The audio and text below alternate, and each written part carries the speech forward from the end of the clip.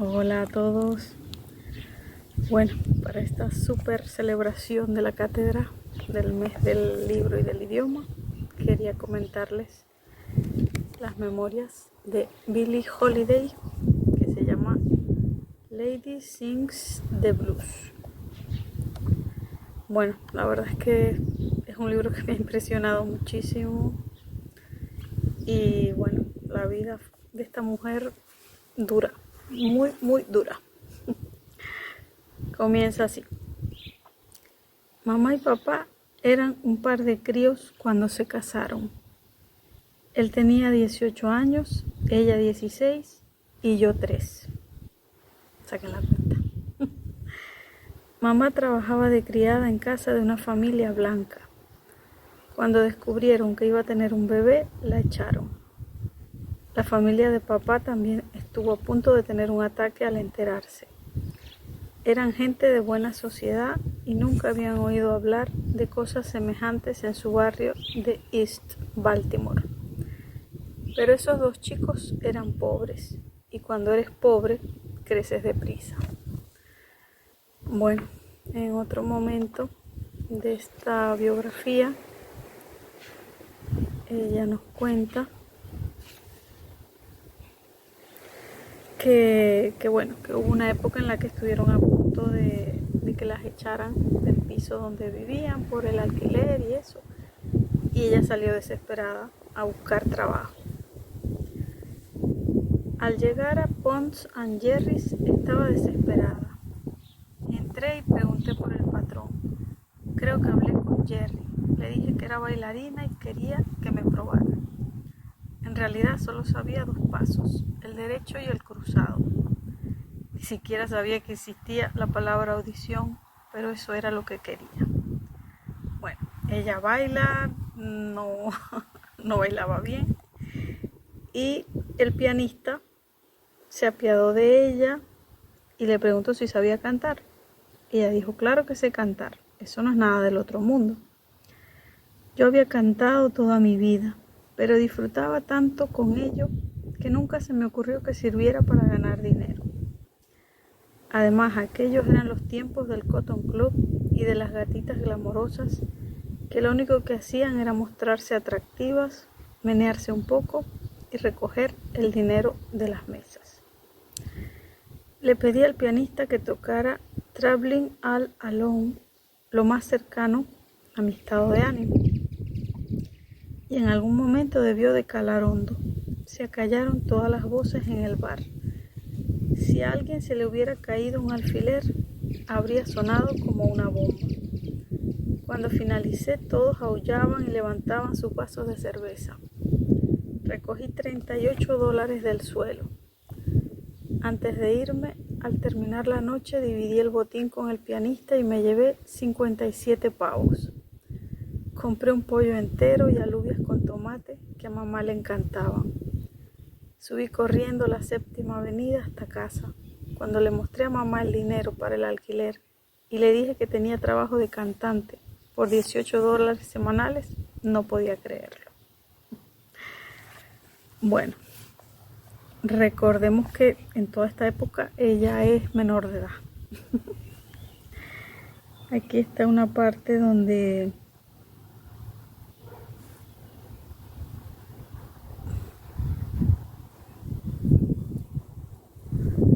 ella habla de sus influencias y eso. A menos que fuesen los discos de Bessie Smith y Louis Armstrong que oí de niña, no sé de nadie que haya influido realmente en mi manera de cantar, ni entonces ni ahora. Siempre admiré el sonido de Bessie y el sentimiento de pop. Los jóvenes siempre me preguntan de dónde procede mi estilo, cómo evolucionó y todas esas cosas. ¿Qué puedo decirles? Si descubres una melodía y tiene algo que ver contigo, no hay nada que desarrollar. La sientes, sencillamente. Y cuando la cantas, los que te oyen también sienten algo. En mi caso no tiene nada que ver con el trabajo, los arreglos ni los ensayos. Dame una canción que me llegue y nunca significará trabajo.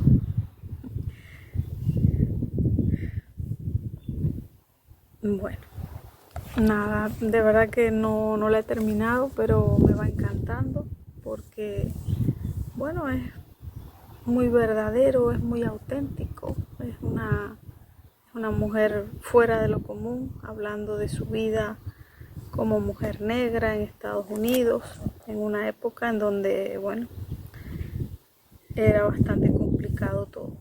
Seguramente ahora también lo es, pero en esa época, sin duda. Ella nace en Baltimore en 1915, debutó en Nueva York a los 14 años y grabó su primer disco en 1933. Hola, hola, para esta edición especial de abril del Día del Libro y del Idioma, quiero compartir con ustedes otro libro del filósofo Jules Han, que es una lectura que me está gustando bastante. Bueno, porque reflexiona sobre todo nuestros tiempos tan turbulentos, tan confusos, nuestros tiempos de consumo, de sobrevivencia, de vivir al máximo, de autoexigirnos, de autoexplotarnos también. Y en este caso, el otro libro que era La Sociedad del Cansancio y este otro, El Espíritu de la Esperanza contra la Sociedad del Miedo, los dos fueron publicados en 2024. Y bueno, este en particular me gusta bastante porque, bueno, va a reflexionar bastante y a contraponer muchas ideas sobre la esperanza en contrapartida, por ejemplo, de la angustia, de la ansiedad o del miedo. Y bueno, va a citar mucho a Heidegger, a Hannah Arendt. Y hay una cosa que me gusta mucho de Jules Han, es que él va a citar para después decir, bueno, eso no es tan así en nuestra época. O bueno, Heidegger se le olvidó hablar un poco de esto. O bueno, Hannah Arendt debió pensar también en esto. Entonces, es una lectura bastante crítica y eso me encanta. Y este libro tiene la particularidad también de insertar fotos o bueno, ilustraciones de obras de Hansel Kiefer, que es un artista alemán. Entonces, es un libro corto, como los otros, porque es casi, más que todo son ensayos, ¿no? Pero tienen estas obras y la calidad son bastante buenas, la verdad. Y bueno, está bien interesante, ¿no? Esa perspectiva entre la filosofía, el arte, para reflexionar sobre nuestros tiempos. Hay muchas partes que va a hablar sobre el sueño y la importancia del sueño, pero los sueños despiertos, ¿no? Los sueños conscientes, que son los que nos impulsan un poco a ver la esperanza en estos tiempos. Y bueno, va a hablar de la importancia de tener esperanza primero para la conservación de la vida, para no vivir en modo sobrevivencia, para realmente vivir pensando en el otro y por el otro, en el sentido de la empatía, que se habla tanto de empatía en momentos en que no se hace o no se practica la empatía, de la festividad como algo muy importante también para el ser humano y no solamente la productividad. Hay varias partes que por supuesto son una crítica contra el capitalismo y el consumo, una vez que las personas que tienen esperanza no consumen. Y bueno, va a hablar sobre la narrativa y la esperanza, cómo la esperanza es elocuente en el hecho de poder narrar y poder crear formas nuevas, ¿no? Y hay una parte bien interesante en esta filosofía, es justamente eso, en pensar en lo nuevo y en el futuro como justamente esperanza contraponiéndose a la idea del miedo. Bueno, yo les voy a compartir este último fragmento que cierra el libro y dice: el pensamiento de Heidegger no tiene sensibilidad para lo posible, para lo venidero, que también trasciende el amor o la capacidad, como forma de expresión de la esencia. Está cerrado para lo radicalmente nuevo, para lo completamente diferente. Su pensamiento está en camino de lo que fue, de la esencia. La angustia es, en última instancia, angustia perenne a la muerte.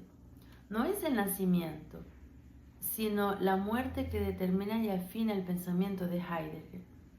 El enfoque en la muerte lo torna ciego para lo que todavía no existe o lo no nacido. El pensamiento de la esperanza no se orienta por la muerte, sino por el nacimiento.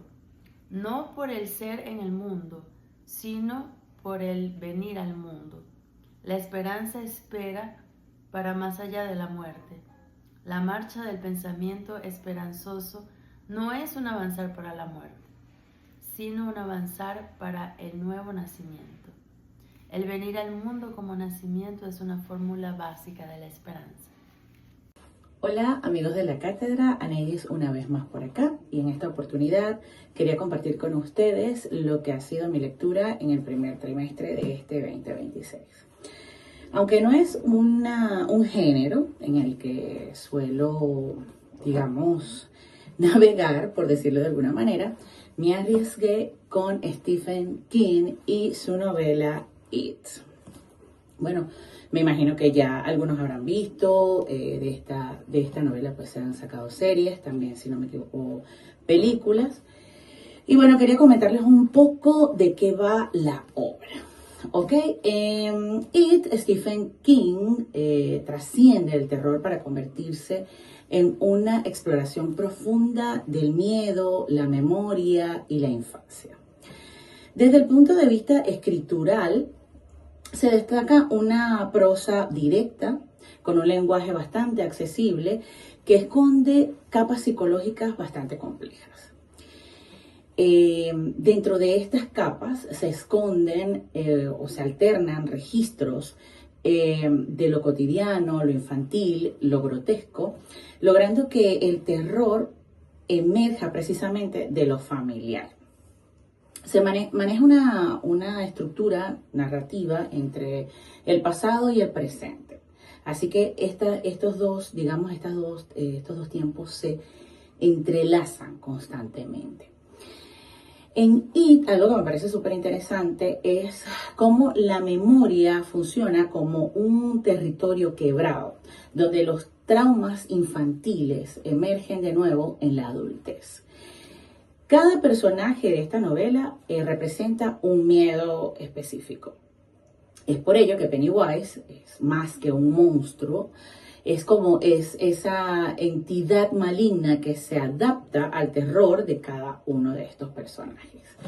Es una novela que, recomendaría, se deja leer bastante fácilmente, pero sí maneja mucha tensión, hay escenas que son bastante grotescas, bastante sangrientas, pero dentro de todo este universo que creó Stephen King, creo que también hay unos valores que son súper rescatables, y es cómo los miedos de la infancia modelan la adultez.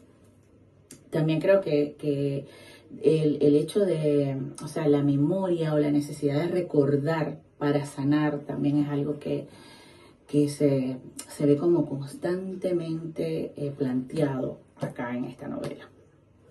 Y por supuesto, algo que también me encantó muchísimo de la obra, porque los personajes son amigos de la infancia, han vivido, como todos estos traumas y todos estos miedos han sido compartidos desde su niñez, y por supuesto la amistad funciona acá como una fuerza salvadora.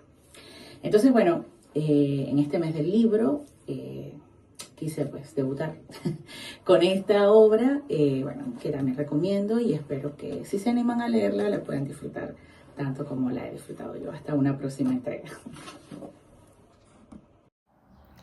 Hola, ¿cómo están? Bueno, en esta oportunidad, por ser el mes donde se celebra el Día Libre del Idioma, les voy a leer 3 poemas de una escritora brasileña que la elegí para esta ocasión, primero porque me gusta mucho, y segundo porque siempre en su trabajo poético hay mucha reflexión sobre el trabajo poético.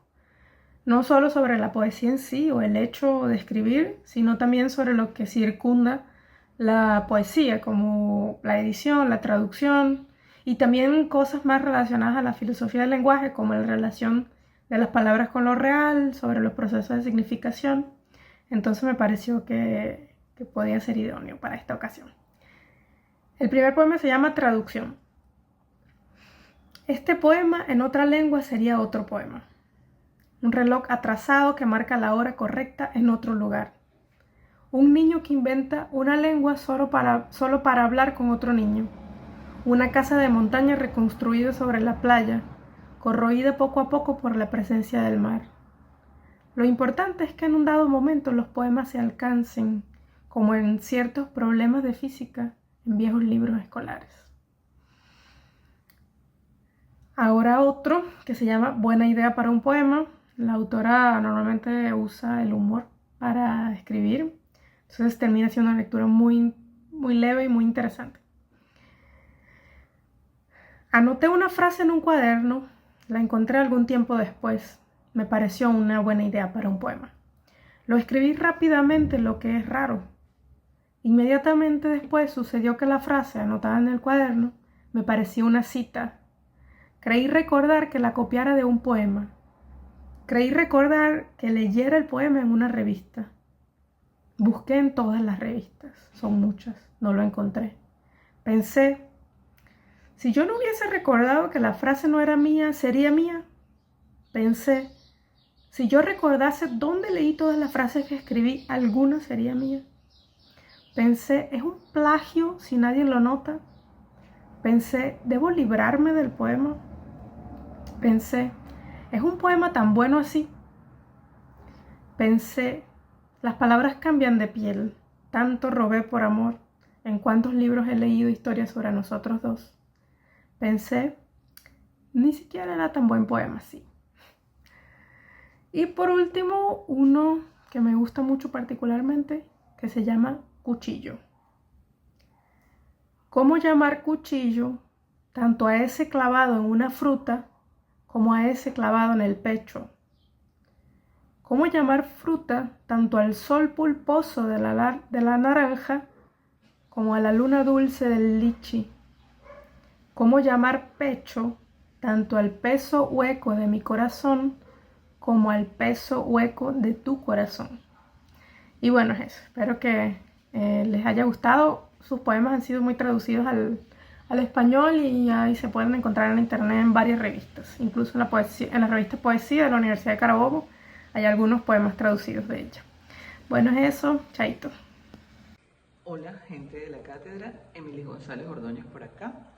Cerrando el mes de marzo, quise traer dos poetas falconianas muy jóvenes con quienes compartí en un recital durante este mes.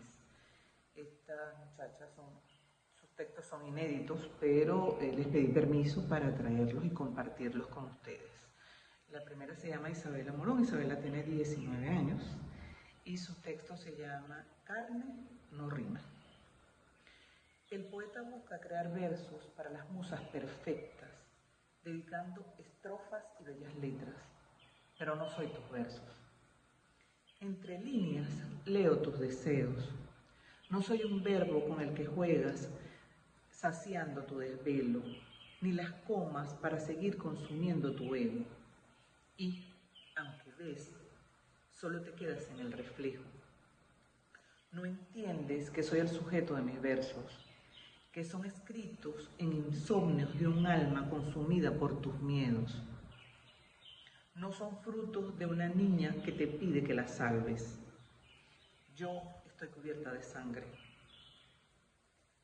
Quédate con tu concepto de inefable, porque aunque trates, nunca lograrás verme. Tus palabras quedarán escondidas dentro de tu poco intelecto, que no logra mirar más allá de lo perfecto. No ves más que una sonrisa que brilla mientras la mirada está inmersa en una oscura realidad. Ves lo hermoso del cuerpo mientras que intento esconder las estrías de los senos o la sangre corriendo por el pelo. Nadie recita a las manos cubiertas de carbón con el que se cuece la cena, o a aquellas arrugas que forman el rostro, ahora sí perfecto, de una mujer vieja. Solo recitas versos como si fuésemos una muñeca frágil y pequeña, moldeada para todo lo que anhelan. Mientras nosotras buscamos romper las reglas, tú, pequeño poeta, te quedas recitando tus versos que solo quieren abrirnos de piernas. No estoy escondida en tus poemas, en esos versos y rimas perfectos.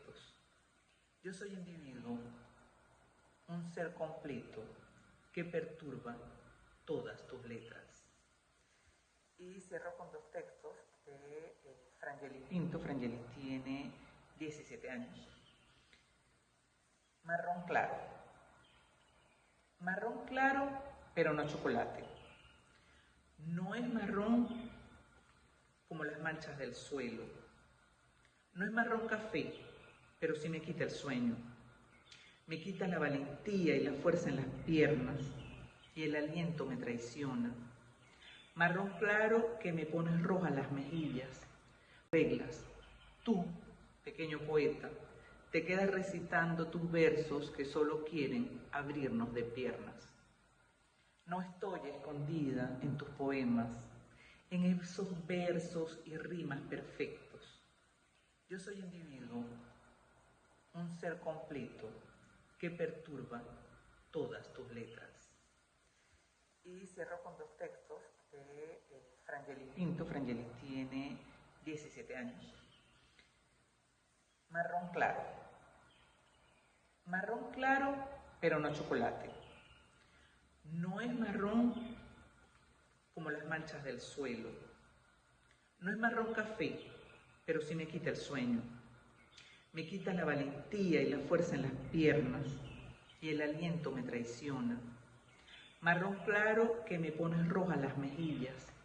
Marrón claro como el de las alas de las mariposas que me recorren el cuerpo. Marrón claro cual árbol seco en verano. Marrón claro que toma un nuevo sentido cada mañana. Y cierro con, también de Frangeli Pinto, Mujer de madera. Mujer de madera, mujer tuya de madera, no de arcilla. Ellos igual no sabrán diferenciarlo. Te tallarán, te moldearán con sus cuchillos de miradas y sus cinceles preguntones. ¿Por qué tan sola? ¿Por qué tan fuerte?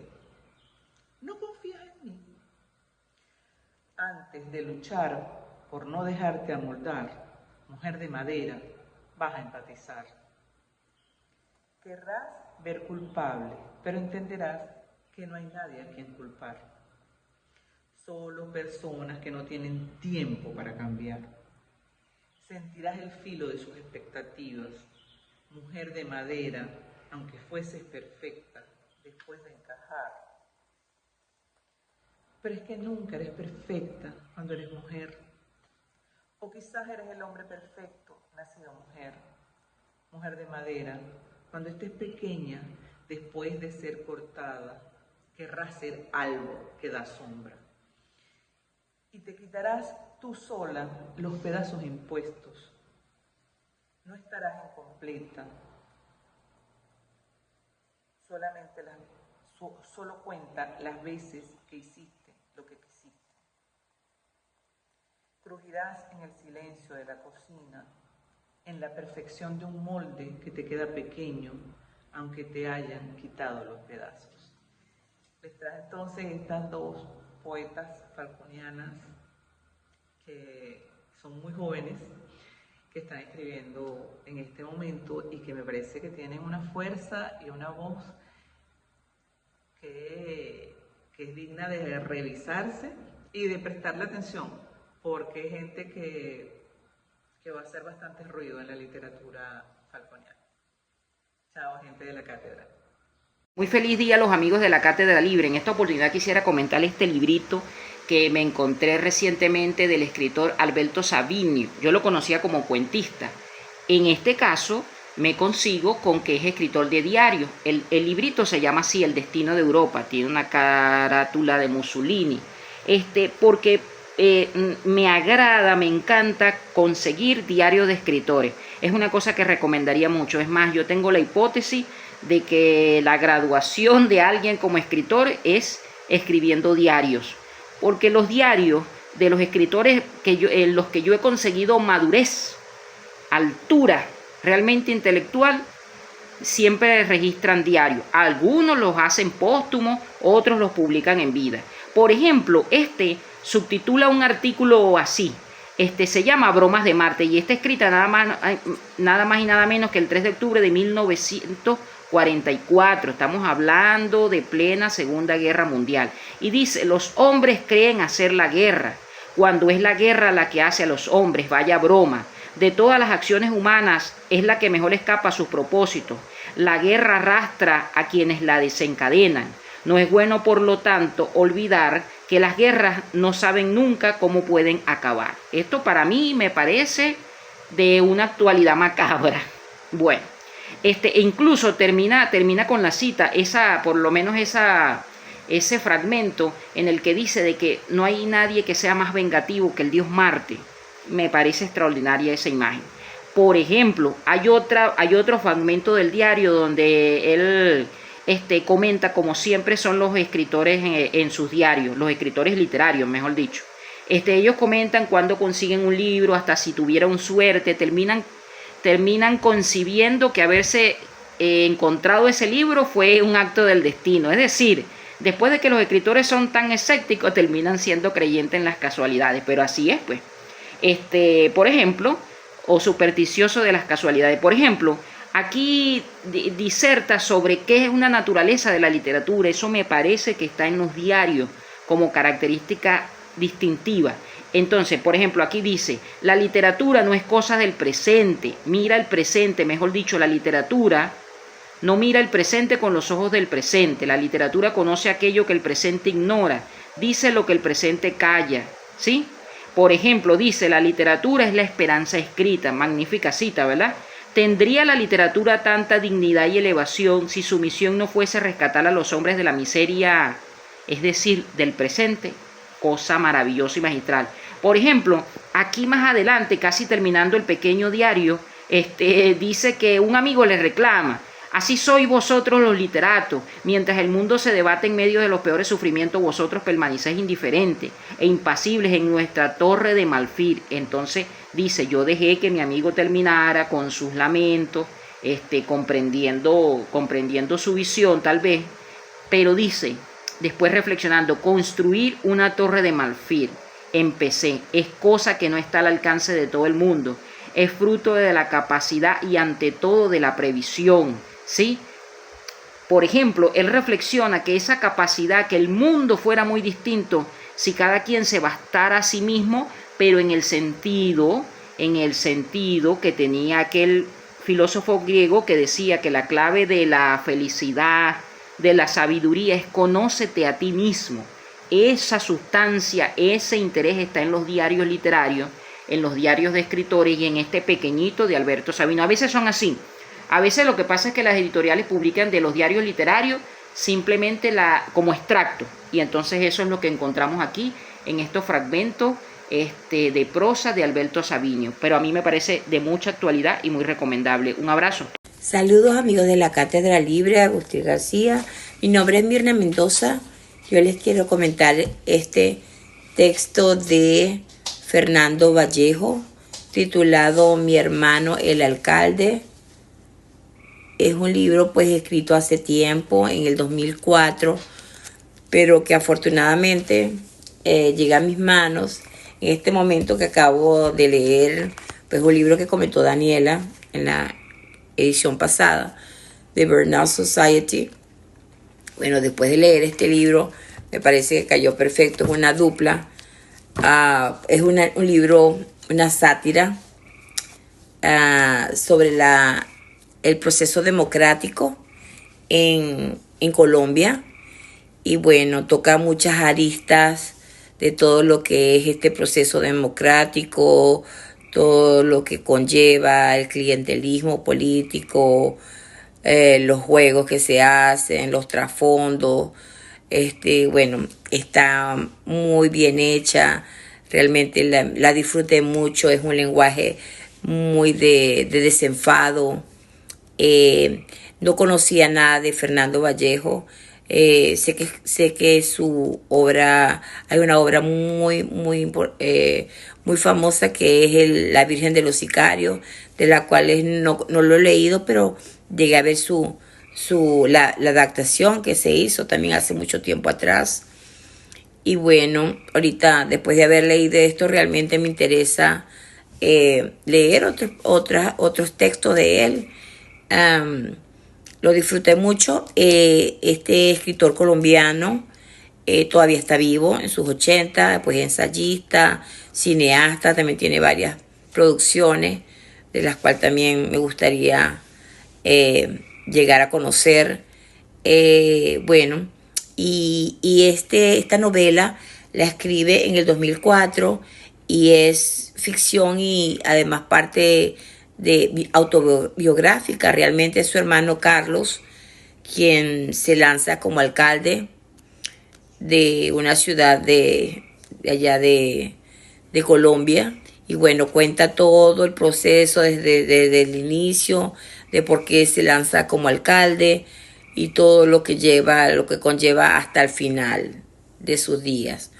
Y bueno, la forma en que la narra también me pareció muy placentera, porque es ese narrador omnisciente, pero que a la vez juega con el lector y a veces está vivo, pero a veces está muerto, y a veces te habla, te incluye también en conversación contigo, que eso siempre pues lo inesperado, ese humor, cuando se quiebra esa línea de lo esperado y pasa lo inesperado, pues se agradece mucho.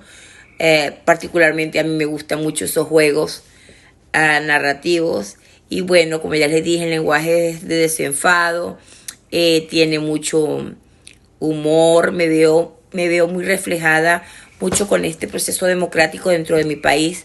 El reflejo de Colombia, pero que por la cercanía, por ser venezolana, pues también me identifico con muchos de estos problemas que toca aquí, de lo que lastimosamente vive el proceso democrático en un país.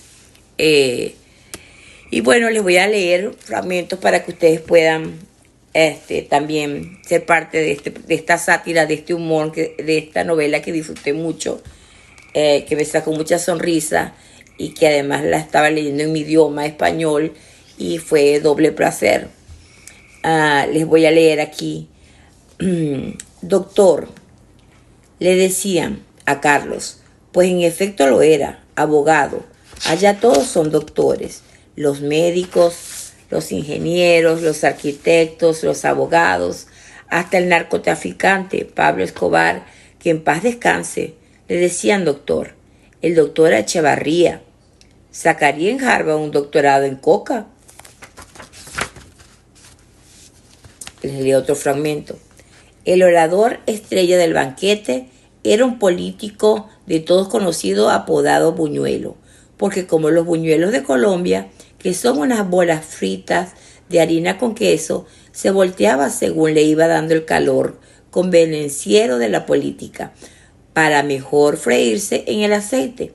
Este buñuelo giratorio llegó a ser alcalde de Medellín, gran urbe y gran honor, pero por lo pronto no bien acabó de hablar, comer y beber, se fue de la cascada despidiéndose de Carlos con el beso de Judas. Beso de político colombiano es picadura de araña, ponzoña de alacrán. Ese beso de Buñuelo a Carlos me recordó el que le dio después de hartarse en la última cena el Iscariote a Cristo. Los políticos colombianos son por esencia irreductibles traidores, y el electorado también. Y voy a leer otro fragmento. Esto me parece muy bueno. Sobre los muertos que votan. Y no solamente pasan en los pueblos latinoamericanos, sino también en otras partes. Con los muertos, lo que sí hay que hacer una vez por la Cuaresma es sacarlos a votar. Te lo agradecen mucho porque se orean. Alcalde de los vivos, Carlos fue a la vez alcalde de los muertos, pues por ellos fue elegido. Cuando estaba en mano a mano en el recuento de los votos a las 6 de la tarde del 22 de octubre, pulsando con el negro alirio, ellos inclinaron el fiel de la balanza. Claro, a los muertos hay que motivarlos, pero ¿a quién no? Y disciplinarlos. ¿Cuántas noches no se pasó Carlos instruyéndolos en el cívico ejercicio de votar, entrenándolos en el simulacro de elecciones? Pónganse las pilas, muertos, los exhortaba, y vayan sacando sus cédulas, que de hoy en 8 son las elecciones y van a salir a votar. Y acto seguido les pasaba lista. Ramón Giraldo Naranjo, presente. Adolfo Naranjo Giraldo, presente. Y así otros. La lista larga. Ok, les voy a leer otro fragmento. Los gringos, que todos se lo roban, nos espiaban desde arriba por encima de las nubes con sus satélites a ver si nos podían robar también, además del café y la cocaína, el secreto de la felicidad.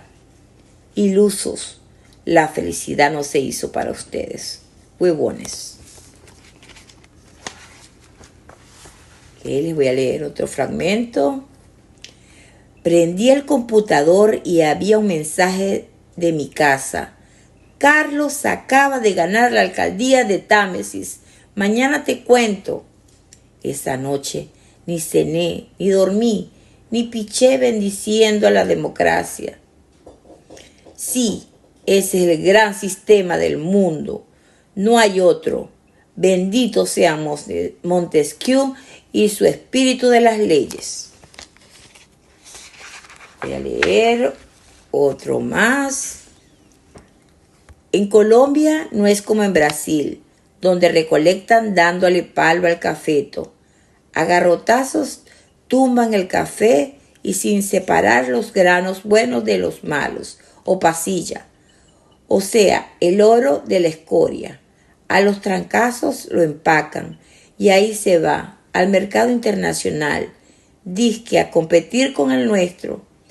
¿Cómo va a competir con un café aromático una aguamierda? Café, el de Colombia, y la coca. ¿Sabe lo que hay que cultivar en plantas y sudar en sangre para sacar 1 kilo de coca? Una hectárea que hay que sembrar y deshiervar y fumigar como el café y hacerle su pajita. Hoy pretenden sacarnos del mercado y desplazarnos con las anfetaminas, que son químicos. Y pues no, la cocaína es un producto natural, una droga de selección para clientes finos. Es la champaña de las drogas, ¿o no? Y bueno, ya les veo este último fragmento. Se les llama mayordueños. Con una mano son muy honrados, con la otra no tanto. Van a misa, son carnívoros, oyen radio desde que amanece hasta que anochece. Nacen, crecen, se reproducen y mueren, y creen en Dios. Dios ni los voltea a ver. Y si no, ¿por qué los mantiene tan pobres en tanta miseria? Dios quiere al rico, al pobre no. Y bueno, con esto me despido. Y bueno, a pesar de ser una novela de 2004, pues toca un tema y tiene mucha vigencia, el cual disfruté muchísimo. Saludos cordiales, amigos de la cátedra. En esta oportunidad les voy a leer un texto del libro Cuentos del Antiguo Japón. El texto es una pequeña recopilación hecha por Gonzalo Jiménez de la Espada, el traductor, y está acompañado por ilustraciones de... Perdón, no veo bien. Utagawa Hiroshige, que es un ilustrador del siglo XIX, al cual se le debe muchas de las imágenes icónicas tradicionales que vemos en el paisajismo japonés. Imágenes de este tipo. La imagen que ilustra, que ha sido escogida para ilustrar el cuento que les voy a leer, que se llama El espejo de Matsuyama. Bueno, son dos imágenes, está esta y la siguiente. Bueno, esta dupla gráfico texto escrito es muy agradable, ¿no? Permite acercarse uno más a esa especie de alma japonesa a través de estos textos, y creo que este es el encanto del texto, ¿no? Tratar de llevarnos con sencillez, con esa fuerza que tiene el mito, el lenguaje súper sencillo, la sobriedad, el encanto de lo simple, porque es un texto sobre la crianza de los hijos, sobre no envanecerse, sobre la humildad, sobre eso, el verdadero tesoro de la vida que supone el hecho de ser alguien obediente, todos estos valores japoneses, ¿no? Y bueno, sin más, pues vamos a leer el texto y al final un mínimo comentario. Repito, el espejo de Matsuyama. En tiempos muy antiguos y en un lugar muy apartado, vivía un hombre joven con su mujer. Solo tenían una hija, a la cual amaban entrañablemente. No puedo deciros los nombres de estas 3 personas, porque hace largos años que cayeron en el olvido. Pero sí se sabe el nombre del lugar en que vivían. Era Matsuyama, la montaña de los pinos, en la provincia de Echigo. Cuando la niña era aún muy pequeñita, sucedió una vez que el padre tuvo que ir a la gran ciudad, entonces capital de Japón, para despachar algún asunto. El viaje era demasiado largo para la madre y la niña, así que el hombre, después de despedirse tiernamente y de prometer que traería algunos regalos, se puso solo en camino. La madre, que en su vida había ido más allá de la próxima aldea, no pudo menos que sentir alguna inquietud por el largo viaje que emprendía su marido. Pero su inquietud estaba mezclada con cierto orgullo, porque ningún hombre de todos aquellos contornos había ido hasta entonces a la gran ciudad, donde residían el rey y sus grandes señores, y donde había tantas cosas dignas de ser vistas. Pasó el tiempo y llegó el día de la vuelta del viajero. La madre vistió a la niña con sus más bellas galas, y ella misma se puso un lindo traje azul. Sabía que era el preferido de su esposo. Cuando éste llegó a su casa, sano y salvo, la alegría fue tan grande como podéis figuraros. La niña palmoteaba y reía encantada al ver los preciosos juguetes que su padre traía para ella. El padre, por su parte, contaba y no acababa nunca de relatar las maravillas que había visto en el viaje y en la ciudad misma. «Te traigo», dijo a su mujer, «una cosa preciosa que se llama espejo. Mírala y dime qué ves dentro de ella». Y al decir esto, le dio una caja de madera blanca y sencilla, en la cual, una vez abierta, encontró un disco de metal. Por un lado, era blanco, como de plata sin bruñir, y estaba adornado con figuras de pájaros y flores en realce. La otra cara era brillante como el más clarísimo cristal. En esta última vio la joven madre, con inefable delicia y asombro, una cara sonriente y feliz, que la miraba desde el fondo con los labios entreabiertos y los ojos brillantes. ¿Qué ves?, preguntó de nuevo el marido, a quien complacía la sorpresa de su mujer y halagaba mostrar que había aprendido cosas nuevas en el viaje. Veo una linda mujer que me mira, que mueve los labios como si hablara y, oh, qué cosa más extraña, que lleva un vestido azul exactamente igual al mío. Tonta, si es tu propia cara la que ves, dijo el marido, orgulloso de saber una cosa que su mujer ignoraba. Ese disco de metal es lo que se llama un espejo. En la ciudad no hay otra persona que no tenga uno, aunque aquí en el campo no lo hemos visto hasta ahora. La mujer estaba encantada con su regalo, y los primeros días no hacía más que mirarse al espejo, pues debéis tener presente que siendo la primera vez que poseía tan precioso objeto, era también nuevo para ella contemplar la imagen de su agraciada cara. Disculpen. Pero pensando que nunca cosa tan maravillosa no debía usarse a diario, pronto metió el espejo en su caja y lo guardó cuidadosamente entre sus tesoros más estimados. Corrieron años y el matrimonio vivía siempre dichoso. La alegría de su vida era su hijita, que a medida que crecía era la imagen misma de su madre. Su carácter obediente y cariñoso la hacía amada por todo el mundo. Su madre, que no olvidaba la pasajera vanidad que había sentido al verse hermosa, conservó el espejo celosamente escondido, temerosa de que su uso despertase el orgullo en el corazón de su hija. Jamás le habló de semejante objeto, y en cuanto al padre, ya ni se acordaba de ello. De este modo la hija creció tan inocente como lo había sido su madre, ignorante de su hermosura y del espejo que podía reflejarla. De pronto, una terrible desgracia cayó sobre aquella pequeña y dichosa familia. La bondadosa madre enfermó, y aunque su hija la asistió día y noche con amante solicitud, la enfermedad fue agravándose hasta el punto de que la muerte era inevitable.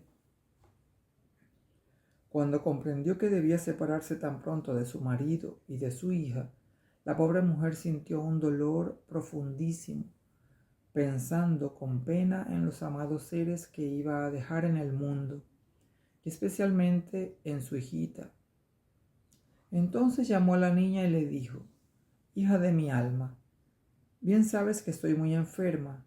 Pronto moriré dejándolos solos a tu padre y a ti. Cuando yo haya muerto, prométeme que cada día por la mañana y por la noche mirarás este espejo, para que no olvides, viéndome en él, que tu madre te vigila siempre». Al decir esto, sacó el espejo de su escondite y se lo entregó a su hijita. Esta, llorando, prometió cumplir lo que se le pedía, y la madre, tranquila y resignada, murió poco después. La hija, obediente y respetuosa, jamás olvidó la última súplica de su madre. Mañana y noche sacaba el espejo de su escondite y lo miraba larga y fijamente. Allí veía la imagen brillante y sonriente de su adorada madre, pero no pálida y enfermiza como en sus últimos días, sino bella y joven como en los mejores tiempos. Cada noche la muchacha decía a la imagen las penas y dificultades del día. Cada mañana le pedía simpatía y ánimos para vencer los trabajos que el porvenir le reservase. Así vivía en trato diario con su madre, trabajando para agradarla, como hacía cuando estaba viva y cuidando de evitar cuanto pudiera apenarla u ofenderla. Su mayor alegría era poder mirar el espejo y decir: «Madre, hoy he sido como tú querías que fuese». Viéndola mañana y noche sin falta mirar el espejo hasta conversar con él, el padre no pudo menos que preguntar a la muchacha la razón de su extraña conducta. «Padre», respondió la joven, «miro todos los días el espejo para ver a mi querida madre y hablar con ella». Entonces contó a su padre la recomendación de la moribunda y cómo no había jamás dejado de cumplirla. Conmovido por tanta ingenuidad y tan fiel y amante obediencia, el padre derramó lágrimas de piedad y de cariño, y no pudo encontrar en su corazón fuerzas para desengañar a la hija y decirle que la imagen que ella veía en el espejo era la de su propia bella cara, que por simpatía y asociación, día tras día se iba haciendo más idéntica a la de su amada madre muerta. Este relato me gustó mucho porque me enseña a leer un poco de otra manera. Es ese relato en el que yo no me estoy preguntando si la niña empoderada, porque tiene que ser tan independiente, tan dependiente, como es posible que su objetivo en la vida sea complacer a sus padres y no rebelarse, no. Cuando yo leo este tipo de textos yo me callo, trato de acallar todas esas voces que me han enseñado a leer otros tipos de textos, y aquí solamente dejo que el texto me hable y me enseñe un poquito cómo funciona el pensamiento japonés a través de algunos personajes, cómo funciona parte de su cultura. Entonces yo no me estoy preguntando si la mujer es obediente, qué terrible, que por qué se puso el vestido azul, porque no son como las mujeres de ahora, que muchas no se afeitan porque eso es para complacer al patriarcado. No, ahí yo me callo. Entiendo que me está hablando una cultura de la que sé muy poco, pues el que sepa más de esta cultura tendrá como más elementos de juicio para entenderla, pero yo simplemente voy aprendiendo. Si leo un texto de Mesopotamia, de Egipto, trato de callar un poco la forma que tengo de leer otros textos y dejo que me hable. Y con esa enseñanza voy haciendo un sedimento que otros cuentos se encargarán de ir completando hasta entender un poquito más cómo funciona este pensamiento a través de sus relatos. Ese es el encanto y la manera en la que me parece, no sé si recomendable, pero a mí me funciona leer estos textos para encontrarle mucho sentido, aunque se aleje mucho de la estética que busco en cuentos de otro tipo, más recientes, occidentales, en los que se da esa vuelta de tuerca violenta y de la sorpresa. No, acá no hay nada de eso. Sencillez, no hay esto de las telenovelas que es adoptado, no sabía, no, nada de eso. Esa sencillez es lo que nos revelan los cuentos del antiguo Japón. Y creo que nos enseña una mirada calmada, como los paisajes que les mencionaba de don Utagawa Hiroshige. Así que estoy por comprar el segundo libro. Este lo compró mi hijo.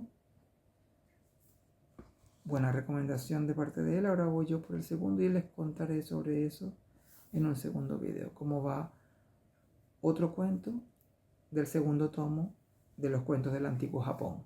Nos vemos pronto.